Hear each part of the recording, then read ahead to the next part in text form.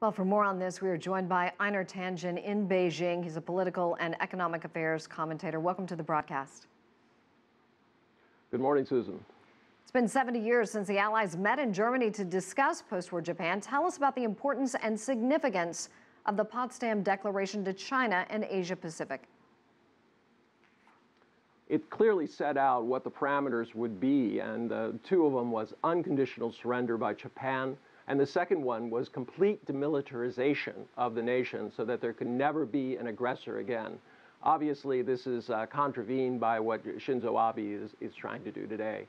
A lot of the controversy comes from the fact that in 2005, he was very clear about Japan not being responsible and having been forced to it, but he got the history wrong. He was talking about Potsdam after, as if it was something that was imposed on Japan after the nuclear bombings, when in fact, Japan was given a chance to unconditionally surrender prior to the nuclear bomb drops at Hiroshima and Nagasaki.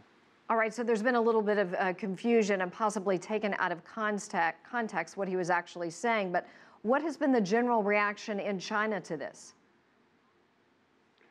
China is deeply concerned. I mean, it's been, Japan has been consistently using the Diaoyu Islands and other territorial issues to say that there's an aggressive China. In actuality, Shinzo Abe has been trying to remilitarize Japan for quite some time.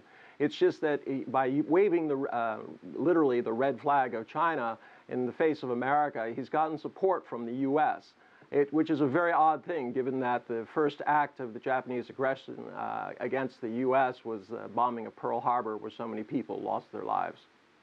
Let's talk about the relationship today. It's still strained between China and Japan. How do you see them moving the relationship forward? Well, it'd be wonderful if they could, but it's not just China that we're talking about. We're also talking about South Korea and Russia, with whom they have never signed a complete peace treaty with. So this is not just a simple situation of China, and also you can include Taiwan.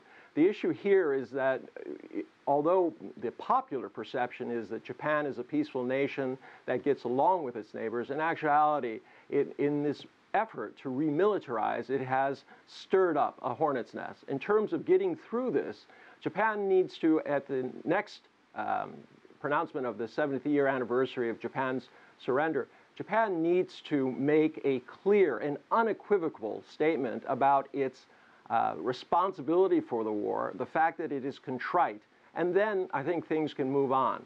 I think the issue regarding the Diaoyu Islands can be resolved so long as Japan is not trying to be revisionist and rewrite history to say that Japan's only crime was to, quote, lose the war, as Shinzo Abe has so often tried to phrase it.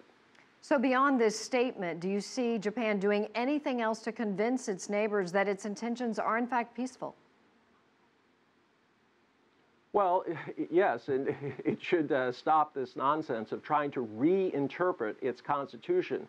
These bills, in essence, are trying to say that the peacetime constitution that insists, according to the Potsdam Declaration, that they would never be use force in any kind of war, does in fact allow them, under certain circumstances that they will be able to define in the future, to mount offensive actions beyond their shores. This is a direct contravention of the agreement, not only there, but their own pacifist constitution.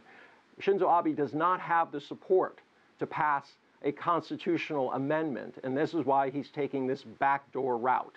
So it's a very, very controversial, both internationally and within Japan, as evidenced by the fact that his plummeting popularity over this issue continues to go down, along with his economic policies, which do not appear to be working at this point.